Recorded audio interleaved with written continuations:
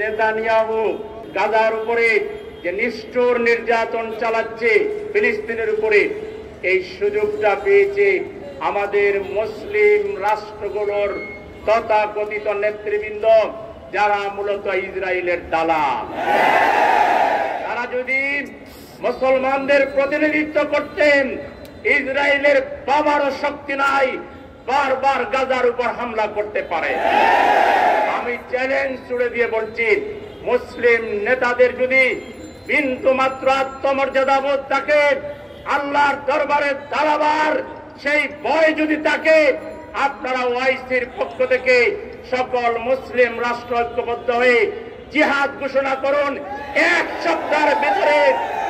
সপ্তাহের ভিতরে ইসরায়েল খান ধ্বংস হয়ে যাবে।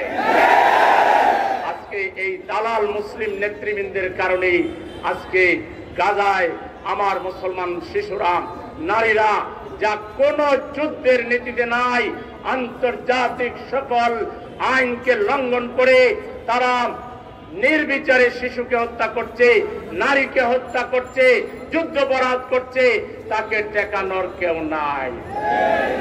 সময় আসবে, আল্লাহ ইন্নাল্লাহ লা ইউহিব্বুল মুতাদিন, আল্লাহ বাড়াবাড়িকারীকে পছন্দ করেন না। খুব শীঘ্রই ইনশাআল্লাহ সেই সময় আসবে, নেতানিয়াহু নমরুদ ফেরাউনের চাইতে ভয়াবহ করুণ পরিণতির সম্মুখীন হতে হবে।